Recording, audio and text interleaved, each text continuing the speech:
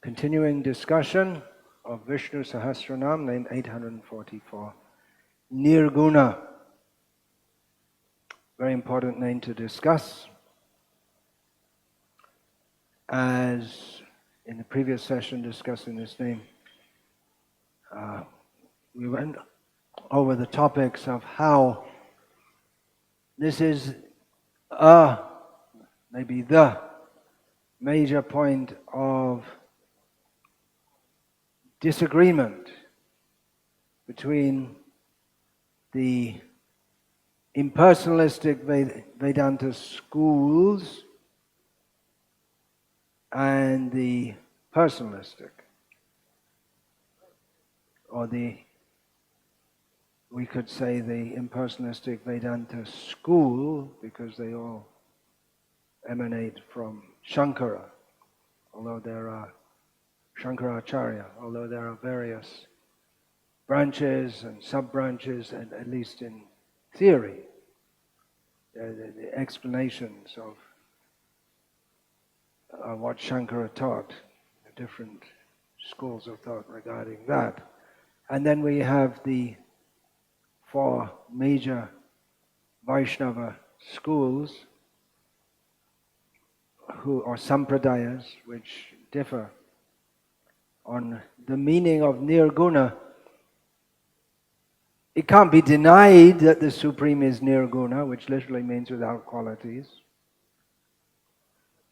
if we are to take Vedic literature as authoritative, which of course the Vedanta schools do. All the Astic schools do. That's the definition of the Astic schools. That's sometimes translated as theistic, but it doesn't really work. The translation from Astic to theistic and Gnostic to atheistic, it doesn't really work. There are different concepts embedded in the Sanskrit words and in the English words. Anyway, it's a very important word, and the proper understanding of it we shall continue to discuss. Yeah, it's very important because it comes up in Vedanta. Vedanta means the Upanishads. And yesterday, quoting from Shvetashvatara Upanishad, that Nirguna, Harihi Nirguna Sakshat. There are statements that Hari is Nirguna. In Bhagavad Gita itself, when Lord Krishna is describing in the third person, he describes Paramatma, Nirguna Guna Bhoktri Cha. Just as in Vishnu Sahasranama, the Guna Bhrit is juxtaposed with Nirguna. So in Gita also, Nirguna Guna Bhoktri Cha was Prabhupada's translation of that. He transcends the modes of nature, and at the same time he is the master of all the modes of nature. Bhokta. Srila Prabhupada has here translated this as master. Madhvacharya as is absolutely predictable, has commented on this, because Madhvacharya's whole Siddhanta is strongly based on refuting Shankara, Shankara's Kevaladvaita, and even the Advaita of Ramanuja, Vishishtadvaita. He doesn't like Advaita at all. So this term Nirguna, if taken absolutely literally, without reference to context, literally means no qualities. So Madhvacharya has explained this. For instance, while commenting in his Mahabharata Tatparya Nirnaya, he also comments on the Gita, because of course Gita comes within Mahabharata. In the 9th chapter of Gita, Krishna says, Avajananti mam mudha manushim tanamashritam param bhavam ajananto mama bhuta maheshwaram. Krishna directly rejects the contention of those persons who think that he is a man, an ordinary man, or even an extraordinary man. Because he appears in human form. What to us appears to be like a human form. Actually, he doesn't have a human form. We have a Krishna-like form. You see the difference? We have a form like his, not that he has a form like us, because he's the origin. So yeah, he has a human form, that's what we call it, because we don't know about his form. Man is made in the image of God, is stated right in the beginning of the Bible. They get some things right. Well, they don't understand it. And so many scholars of the Gita, they don't understand also. So this could be analyzed in great detail. Manusham tanum ashritam, taking shelter of they think that he takes shelter or he is encased in a material body. Not knowing, ajananta, they're called, such people are called mudhas. Krishna calls them mudha, which means a fool. And a fool means someone who's ignorant. So what don't they know that they're ignorant? They don't know his parambhav, his higher nature. That he is higher nature. They just take him to be a human.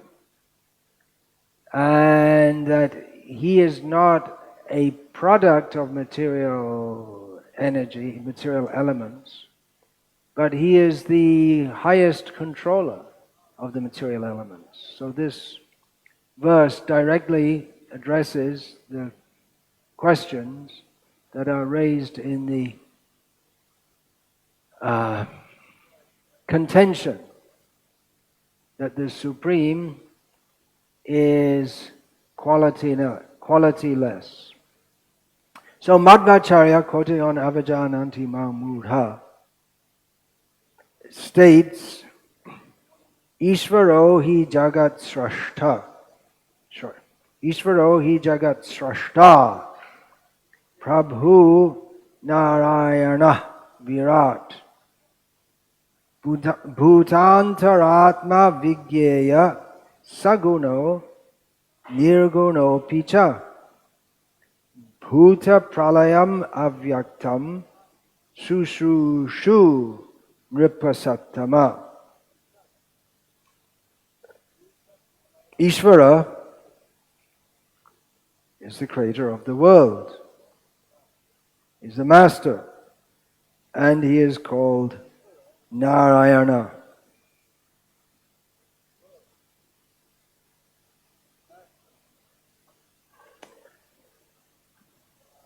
He is called Narayana. He is great. He should be known as being within all living beings, the indweller with all living beings, antaratma, bhutantaratma. This name also comes in Vishnu Sahasranama, antaratma.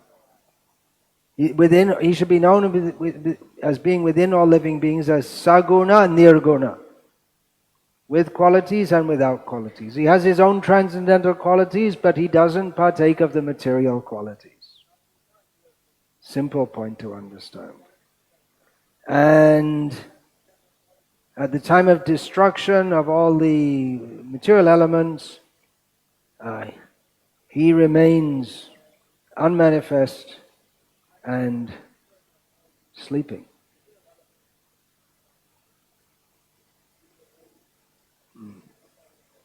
So the points here to understand, Vishnu has all qualities and doesn't have qualities, or attributes, characteristics. These are other ways that guna can be translated.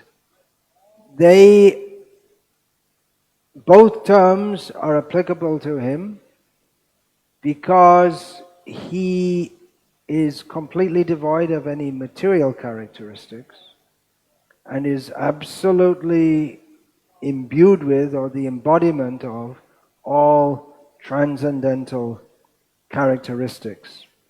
And here refers to the Advaita. And again, when Madhvas refer to Advaita, the Advaita school, they don't only mean Shankara, they also mean Ramanuja, because Madhva didn't like even the term Vishishta Advaita. He didn't like that word Advaita at all. So he also scolded Ramanuja, of course, a few hundred years later. But the point, actually it's not Madhva here, but it's the later commentators in the line of Madhva. He said they take the two names separately, Saguna and Nirguna. But in the Madhva rendition of Vishnu Sahasranama, they take this as one name, to demonstrate that both things are there at the same time. And it's fully possible for him to have contradictory and apparently opposite attributes at the same time. And there's something else written here, but it's too small, so I can't read it. And then quoting here from Vishnu Sahasranama, Astula, Anu, Amadhyama, Madhyama, Avyapaka, Vyapaka, Ya, Aso Harihi. So all these things, these names, Thula and Anu, they just came in Vishnu Sahasranama. He's huge, he's tiny. He's not medium-sized. He is medium-sized. He's not all-pervading. He is all-pervading. Ya Aso Hari Adi Anadi. This is Hari. He's the origin of everything, but he has no beginning. Avishva Vishva. He's not in the world, he is the world. Saguna Nirguna. He has qualities, he doesn't have qualities. Ityade Vishnur eva te dharmaha. And so on and so on and so on. This is Vishnu, this is his dharma, his natural, inherent constitution. This is the way he is. You want to believe in God? Okay, what can you say about God? He's huge, he's tiny. He's medium-sized, he's not medium-sized. He's all-pervading, he's not all-pervading. And so on. And just before all these names, this series of names we had with opposites, we had the name Achintya. So just to demonstrate, he is inconceivable. You can't work it all out with your brain. The arguments between theists and atheists have been going on in Western civilization as long as there's any record of intellectual combat. It's there in India also. Even at the time of Mahabharata, there was one Brahmana called Charvak, different to the Charvak who's more famous for having had a school of atheism. Maybe he called himself after that Charvak in Mahabharata who spoke atheistically. So it's always going to be there. Atheism is always going to be there. And we can't work it out simply by our brain. That Ramanuja, he makes that point. He specifically makes that point that evidence of the existence of God, the Supreme Personality, we can't understand it by logic. You can't come to any proper conclusion. Tarko pratishtaha in Mahabharata states, and same in Vedanta Sutras, Tarko pratishtanat. Simply by logic and discussion and debate, we can't understand. So Ramanuja says that the only evidence, reliable evidence for the personality of Godhead is Vedic evidence. And of course, one has to have the mercy of God in order to understand Him. Even if one is a great learned scholar in Vedic knowledge, Vedanta, Sarvabhauma Bhattacharya was a great Vedic scholar. Gopinatha Acharya, his brother-in-law, was amazed and what else is the word? And he scolded Sarvabhauma. You can't recognize the Supreme Personality of Godhead when He's directly in front of you, Chaitanya Mahaprabhu. And then he quoted, Atapite deva padambuja, dvayam prasadale shanu gaheta eva hi janati tatvang bhagavang mahim no, nachanya ekopi chirang vichinvan. Unless one is favored with even a slight drop of the mercy of the Supreme Lord, he cannot understand Him. Even if one is highly intelligent and highly learned, he may go on lifetime after lifetime for eons and eons without understanding Him, unless one has His mercy. So that is also required.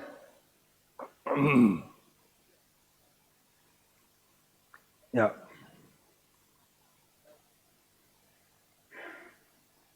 One other explanation of Nirguna has been given here. He supports and protects even those living beings who are invisible or unnoticed. So no one talks about them or thinks about them. Nowadays, in the days of microscopes and microbiology and electron microscopes, we can see small things. And so some people talk about them. Although if you go in the bazaar in Salem, I don't think you'll find people talking about, well, maybe they talk about germs, right? Some people may talk, the concept of germs has become known in human society. The germ theory of disease was a major breakthrough in biology, medicine. So even the tiny little beings that no one sees or cares for, at least in previous ages, people wouldn't have bothered about them. They're just so insignificant, and there may be so many humans like that. They're so insignificant that no one writes books about them or writes anything about them or doesn't care about them. They might as well not exist. Of course, they have attributes, but no one cares. It's just as if they don't exist. So Vishnu protects them also.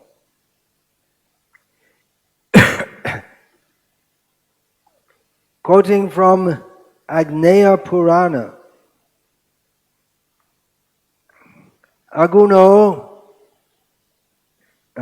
aguna dehatvat saguno gunadharanat aishvaryadi gunat vat va vasudeva iti ritaha. Directly says, because Vasudeva is without material attributes, he has non-material qualities, and both are possible in him because of the Achintya Shakti. We'll call it Achintya Shakti, his inconceivable qualities. Now, I'm going to quote, it simply says from Shruti. Which Shruti? Oh, Shvetashvatara Upanishad. Shvetashvatara Upanishad. Yeah, now, if you listen as I read this out, you'll see that so many qualities are mentioned.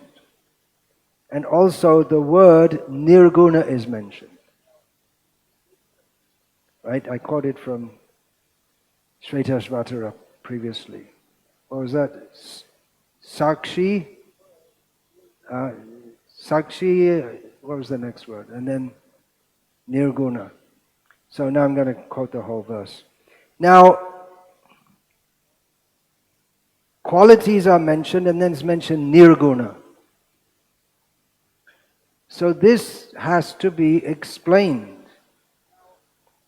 Otherwise, Shastra will seem ridiculous. He's huge, he's tall, he's rich, he has many friends, but actually he doesn't exist. It sounds like nonsense. It has to be explained. The Advaitins explain it by saying that the qualities don't really exist. That's just some illusion. They take Nirguna as definitive and all the qualities listed as illusory. So here we go. Eko, it's fairly well known verse. Eko deva sarva bhuteshu gudha. Sounds pretty personalistic, right? There's one God who is hidden in the heart of all living beings. Eko deva sarva bhuteshu gudha. Sarva vyapi. All pervading. That means no qualities. But all pervading is also a quality. Sarva vyapi sarva bhutantaratma is the indwelling within every living being. Oh yeah, here we have. Karma dhyaksha sarva bhutadivasaha.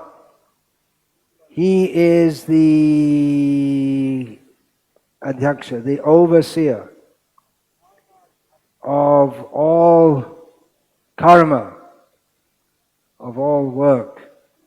Sarva bhutadivasaha. It's very similar to sarva bhutantaratma. He resides, or it could be put the other way, all living beings reside in him. Aha, there we have Sakshi Cheta Kevalo Nirguna Cha. He's the witness, he is consciousness, he's one and only, and he's Nirguna. So,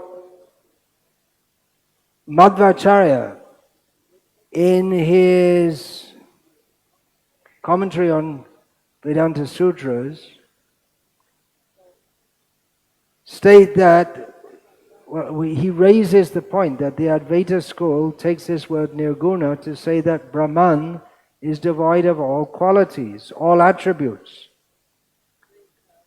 And he gives various reasons why it should not be understood. One of them is that a word takes its meaning in the company of words in which it resides. If a word comes up, then you have to understand it in the context. And I was just reading a book refuting atheism, in which one Oxford University professor of biology, made this point with relation to the English word sugar. When the biologists are in the laboratory together, when they use the word sugar, that's used as a generic term to cover so many different compounds which are called sugars. But when they go for their coffee break and one of them says, "Pass the sugar," it's understood what's meant. It means, pass the sugar. He wants to put more sugar in his coffee.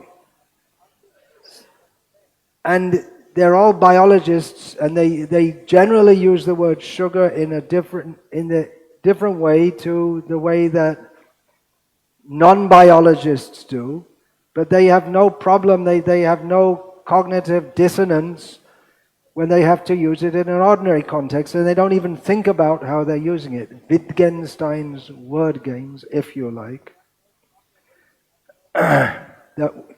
But this point is being made by Madhvacharya, and before him, long before him even, he's just citing the rule that words take the meaning is understood according to the context in which they are stated.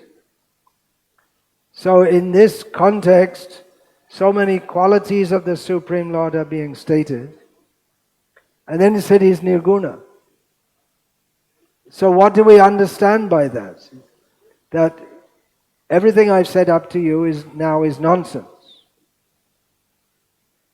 You might say that about Bhagavad Gita. Krishna says at the end, Sarva Dhamman Niyatam Kuru Karma Tvam. Do your work, your swakarma, your dharma. Shreyasva Dharma Viguna Paradharma Swanushtita. Don't give up your own dharma. And at the end, Krishna says, now give up all dharmas and surrender to me only. So does that negate all the rest of the Bhagavad Gita? It makes it all useless and meaningless. Everything has to be understood in context. Taking things out of context and trying to make a case is foolish at best and devious at worst. And that's what we're dealing with a lot of the time in discussions about philosophy, discussions about dharma, what should and shouldn't be done. Taking Srila Prabhupada's words out of context, interpreting it different ways. So, just to finish this discussion of Nirguna now, the name Gunabhrit is followed by Nirguna.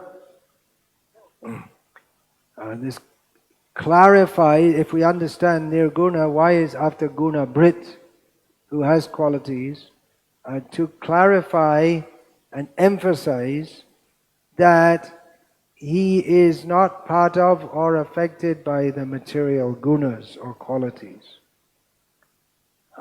This discussion, which we've had in the last 2 days about Nirguna, it might be a little difficult philosophy for some of you, if not many of you who are present here. You may not be very interested in it. You want to get back to the 10th canto of Bhagavatam and hear the nice discussions in the first chapter. The first chapter has got so much philosophy. Vasudeva is speaking to Kamsa about how change from body to body. That's the... but even, well, it's not expected that everyone will be philosophically minded. After all, in Gita we have Raja Vidya, that word is there, and Srila Prabhupada translates that. Again, it can be understood in different ways, but Srila Prabhupada translates that to mean that this knowledge is transmitted among kings. And we actually see that at the beginning of the 4th chapter. When Krishna says, Evang parampara praptam, this knowledge was known, it was received in parampara, in a chain of succession. So the succession, the beginning Krishna has described, that he spoke to Vivasvan, Vivasvan spoke to Manu, Manu spoke to Ikshvaku, and in this way, this knowledge came. So this knowledge is meant for the philosophically minded people. Kings are also supposed to be philosophically minded because they're supposed to rule on behalf of the Supreme Lord, and they're advised by brahmanas, and they should be able to understand why brahmanas are giving advice. So they had to be grounded in the same understanding. So it's not expected that everyone will be philosophical, but it is necessary to discuss this philosophy. Srila Prabhupada gave the example several times that in the university they keep open the philosophy department even if very few people go. Nowadays they don't, because universities are just for, it's another money-making enterprise, and the governments, at least the government of India up till recently, wasn't interested in promoting any studies which didn't have any direct relevance to the country's material development, and philosophy doesn't fall in that category. But at least when Srila Prabhupada was school-going, they had a philosophy department in the university, and Srila Prabhupada said, even though many people don't go, but still it's kept open because it's very important. One country, at least the last time I visited France, which was about 5 years ago, I was told that philosophy is a compulsory subject in the schools in France. They're proud of their philosophers, some of the worst philosophers, I mean really. One of them, the most famous recent philosopher is Jean-Paul Sartre, who himself predicted that my teaching will be used to cause terrible damage to others. I'm paraphrasing, he said it in French anyway. And actually that happened. One of his students was Pol Pot, who became the communist dictator of Kampuchea, and if you know anything about the recent history of Kampuchea, he led a massive genocide of his own people. So anyway, in France, they have philosophy courses. And the main philosophy is, in France, what is eating nice food with lots of, what we wouldn't call it nice, and sex. It's the same philosophy all over the world. It's what all the philosophers do, right? Bertrand Russell, another great philosopher, was known as another philanderer.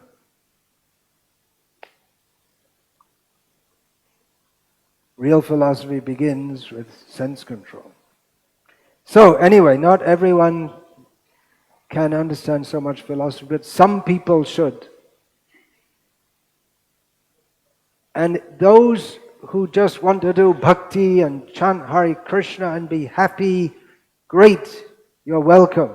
But you also need to at least understand the concept that the Supreme is the personality of Godhead. And even if you don't follow all the arguments and you don't have the understanding of why Nirguna refers to the Supreme Personality of Godhead as much as the name Guna Bhrit does, and it doesn't impersonalize him, actually you should have some understanding, at least some rudimentary understanding. But at least you can be assured that there are others who can support this position. Because it's likely that someone's going to come and say, well, actually, the Supreme is impersonal. Brahman is impersonal. It says right in Shvetashvatara Upanishad. And then, then you become all upset.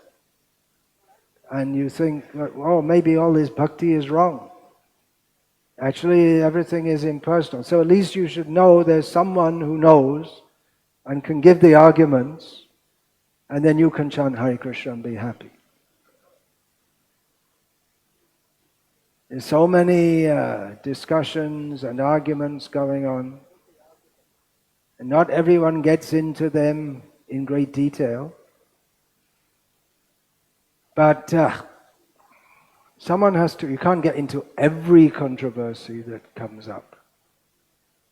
But someone should negotiate their way through the minefields of specious and fallacious arguments to bring out what is proper siddhanta, because bhakti siddhanta viruddha arasa bhas shunile na hoy prabhur chiter ulash. Chaitanya Mahaprabhu was not at all happy when anyone spoke against the proper conclusions of devotional service or brought in what's the translation of rasa bas? Distasteful mellows, something, I can't remember the exact word that Srila Prabhupada uses.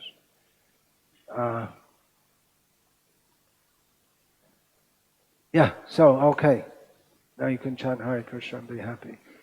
And be assured that the Supreme Personality of Godhead, when you say personality, you really mean it. It's not just something flickering on the water. Some flickering is there on the water, which is not really light, it's just some reflection. Yatha bhaso yatha tamaha. That is illusion. Seeing some flickering of light, some reflection of light in the darkness. But no, Krishna is the light. God is light and much more. Hare Krishna. It's not a difficult thing to understand. He has no material qualities. That's all. Otherwise, who are we praying to? It's a funny thing, isn't it? They have in Islam, they vociferously deny that Allah has any personality, but they pray to Him 5 times a day, or 3 times if they're Sunni Shias. Actually, most of them don't pray 5 times or 3 times, or once a week minimum. But they pray to Him, but they don't accept He's a person.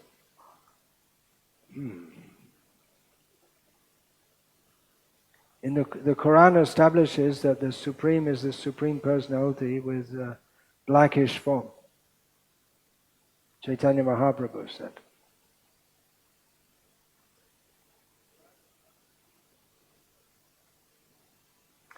Vancha kalpatarubhyascha kripa sindhubhyavacha patitanam pavanebhyo vaishnavebhyo namo namaha dante nithaya chunakang padayo nipatya kritva chaka kushatam etadaham bravimihe sadhava sakala eva vihaya durad gauranga chandra charane kurutanuragaha parivadatu jano yata tata va nanumukaro navaya. Hari rasa madhira madati mata bhuvi vinutama natama nirvishama. Hare Krishna, Krishna Krishna, Hare Hare. Hare Rama, Rama Rama, Hare Hare.